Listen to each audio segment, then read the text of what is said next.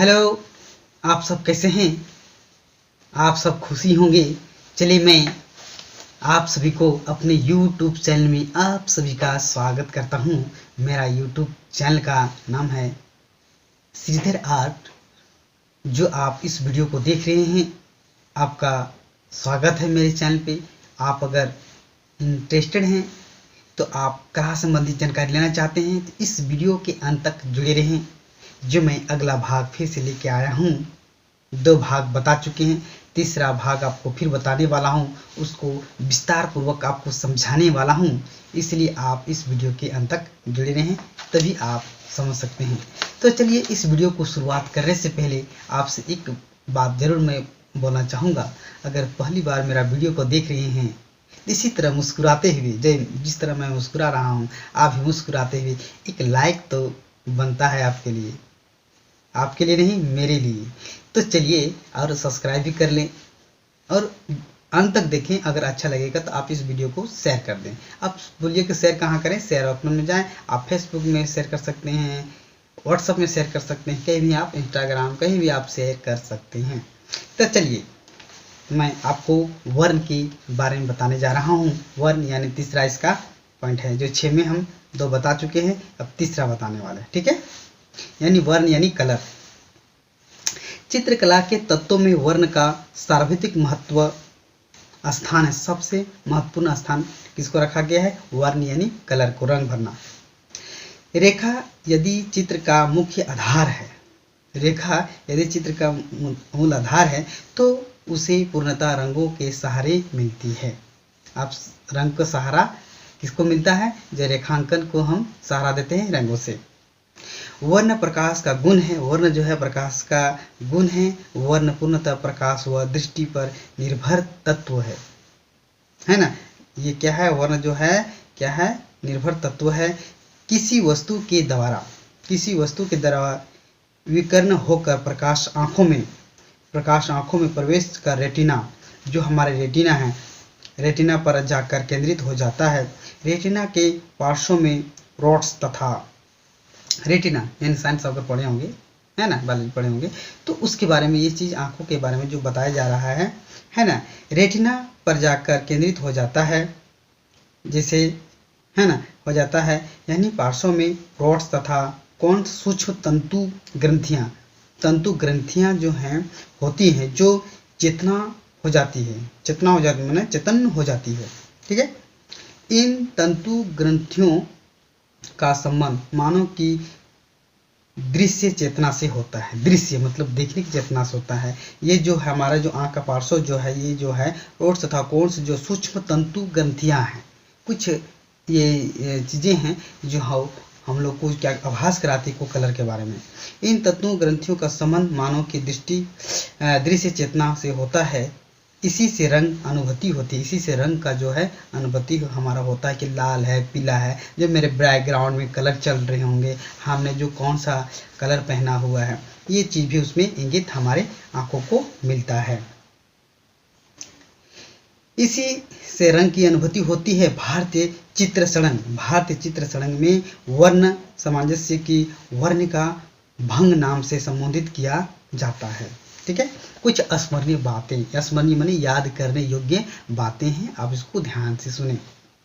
सूर्य की किरणों में जो है, सूरज देखे होंगे, सूर्य की किरणों में 7 वर्ण होते हैं, यानी 7 रंग हैं।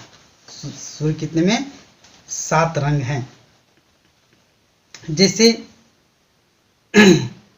विगोर होते हैं, जैसे, है ना, जैसे कहा विगोर मतलब जो विगोर होते हैं, जिन्हें हम प्रिज्म की सहायता से देख सकते हैं। प्रिज्म की सहायता से हम लोग देख सकते हैं। कभी कभी आप आसमान में इंद्रधनुष को बना हुआ देखा होगा, जब बारिश का समय होता है और बादल में जब दिखेगा पीछे, तो देखिएगा कितना प्यारा इंद्रधनुष दिखाई देता है। तो उसमें कितने होते हैं? 7 रंग होते हैं, है ना। प्रिज्म की सहायता से हम रंगों को देख सकते हैं। इसका वर्ण क्रम में जो है बैंगनी यानी ब्लैक, जो है ब्लैक कलर होता है, बैंगनी है, जो है गहरा नीला, इंडिगो, गहरा नीला जो है इंडिगो है, नीला यानी ब्लू है, हरा यानी ग्रीन है, पीला यानी येलो है, नारंगी यानी ऑरेंज है तथा लाल यानी रेड है। ये 7 रंग होते हैं। आपको पूछा जा सकता है कि इंद्रधनुष में कितने रंग हैं? 7 होते हैं, है ना। जो सूर्य की किरणों में कितने रंग होते हैं? 7 रंग होते हैं। कौन कौन से होते हैं? वायलेट है, इंडिगो है, ब्लू है, ग्रीन है, येलो है, ऑरेंज है, रेड है ना। ये क्या है? 7 रंग है, याद रखिएगा। ये आसमानी कुछ बातें थे। वर्ण के 3 गुण होते हैं, ध्यान दीजिएगा। वर्ण के कितने गुण हैं? 3 गुण हैं। वर्ण कितने गुण हैं? 3 गुण होते हैं। पहला रंगत, हु रंग के नाम से नाम को कहते हैं। दूसरा है मान, है ना, वैल्यू यानी मान यानी वैल्यू, रंग का हल्कापन या गहरापन, हल्का कलर, लाइट कलर और डार्क कलर, ठीक है। उसके बाद तीसरा है सघनता। सघनता यानी क्रोमा, वर्ण की शुद्धता और तीव्रता। शुद्धता और तीव्रता मतलब उसमें कहने मतलब शुद्ध मतलब वो जो फिनिशिंग कलर, और तीव्रता मतलब उसको फास्ट गति तेजी दिखाई देता है। तो ध्यान दीजिएगा, ये तीनों के बारे में हम परिचय करा रहे हैं। रंगत, वो वर्ण का स्वभाव रंगत है। प्रत्येक वर्ण अपनी रंगत से ही पहचाना जाता है।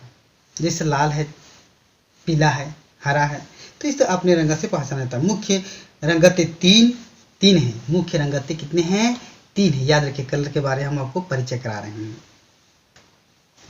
जिसे हैं पीला, लाल, नीला, यही 3 मुख्य रंग हैं। पीला, लाल और नीला। क्या क्या? पीला, लाल और नीला, ये जो है मुख्य रंगतें 3 हैं। फिर से मैं रिपीट कर रहा हूँ, पीला, लाल और नीला, यही 3 रंग से बहुत प्रकार के रंग का निर्माण किया जाता है ना।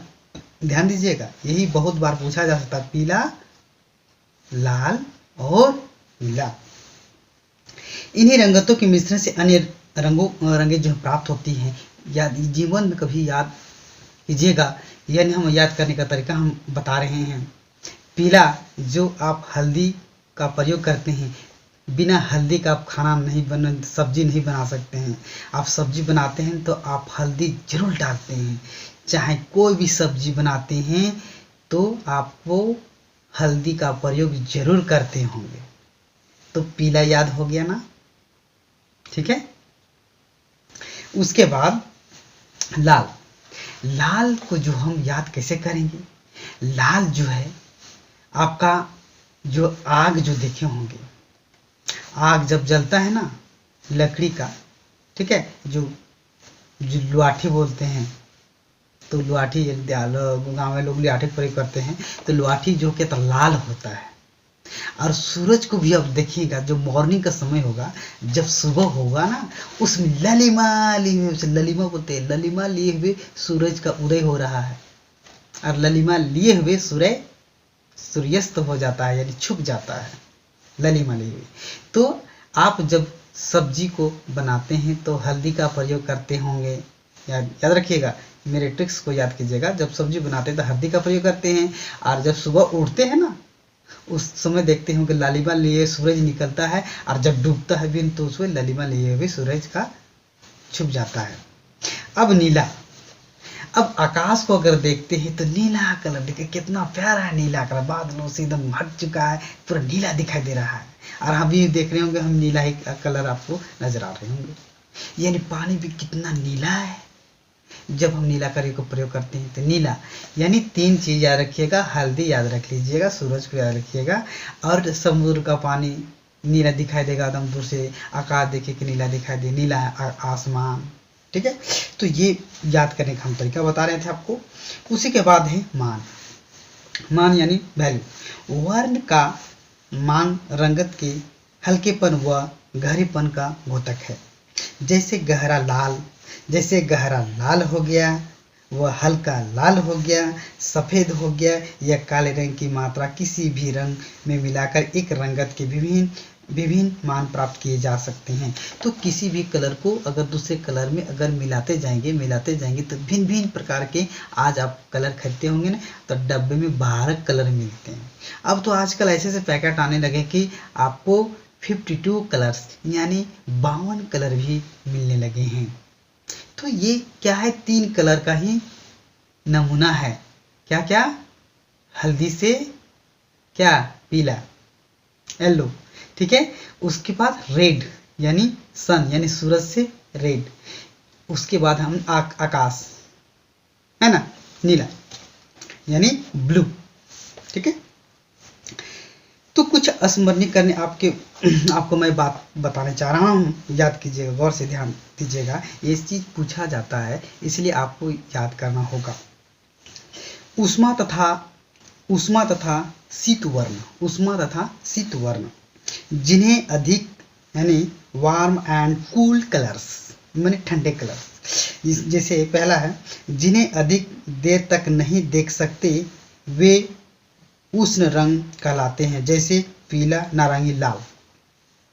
ये जो उष्ण यानी गर्म, ठीक है।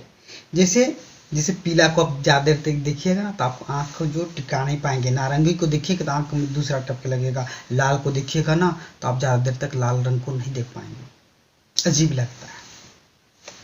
दूसरा है, जो रंग नेत्रों को शीतलता प्रदान करते हैं। शीतलता माने ठंडा, वो कितनी देर तक देखोगे तो आपको पता नहीं चलेगा, इसे शीतलता रंग कहलाते हैं, जैसे हरा और नीला।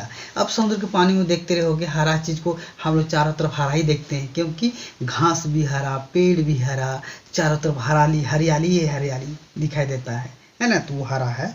उसके बाद नीला आसमान ही, तो नीला हम लोग चलते रहते तो आगे कि वो देखेंगे तो आसमान में देखेंगे तो आपको नीला ही हमेशा दिखाई देगा, लेकिन हमेशा रेड नहीं दिखाई देता है ना, हमेशा आपको पीला दिखाई देगा, है ना। तो उसके बाद है, आपको ध्यान दीजिएगा, पीला, ठीक है। जैसे प्रमुख वर्णों की विशेषताएं एवं लाभ है, ध्यान दीजिएगा। पीला, यह सर्वाधिक उष्ण एवं प्रकाश युक्त होता है। यह प्रसन्नता या सूर्य प्रकाश, दिव्यता, यश आदि का प्रतीक है, याद रखिएगा।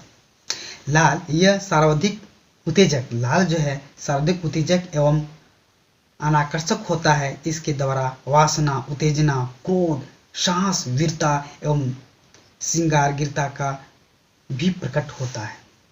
उसके बाद नीला, यह शांत व शीत वर्ण है। यह मधुर, निष्क्रियता, ईमानदारी, आशा, लगन आदि का प्रतीक है। हरा, यह तटस्थ एवं निष्क्रिय है। समानता या ताजगी, यौवन, कच्चापन एवं अपारगता का प्रतीक है। उसके बाद है बैंगनी, यह राजसी रंग है।